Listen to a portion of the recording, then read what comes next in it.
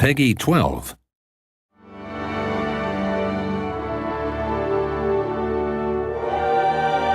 Welcome to the Spain and Inca Civilization DLC pack for Sid Meier's Civilization 5. In this walkthrough, we'll show you two of the new civilizations in this expansion and give you a sneak peek at a new scenario, Conquest of the New World.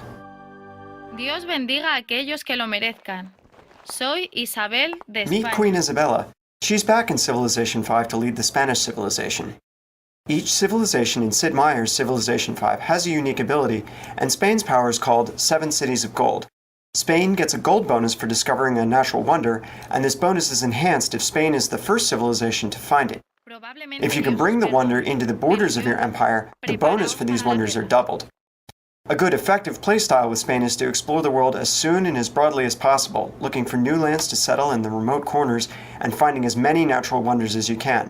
You want to send ships and scouts out over the horizon as quickly as possible. Here we've got a game underway and we can show you some of the power of the Spanish Empire. Spain has two unique military units. The first is the Tercio, which replaces the musketman. The Tercio has a higher combat strength and gets a substantial bonus against mounted forces. But it's also more expensive to build, so don't plan to overwhelm your enemies with numbers. The Conquistador is Spain's replacement for the Knight. This unit is a strong scout for exploring new lands, and like all other mounted units, it has excellent speed. But its cool power is that it can settle new cities on a different continent than the one where the capital resides. So, if Spain is a broad and expansive empire, then the Incan civilization is a neat contrast, and we'll take a look at them now. Here's mighty Pachacuti, the Earthshaker. The Incans are a civilization that excels at creating impenetrable mountain enclaves. The Great Andean Road ability lets their units ignore terrain costs when moving into any tile with a hill. Also, they don't pay any maintenance costs for improvements in hills, and their tile improvements elsewhere only cost half as much. Terrain that would stop other units or slow a city's growth to a crawl is nothing to the Inca. This is the kind of map where the Inca excel, one with lots of hills and mountains where a player can tuck up and use his unique units and unique tile improvement to his best ability.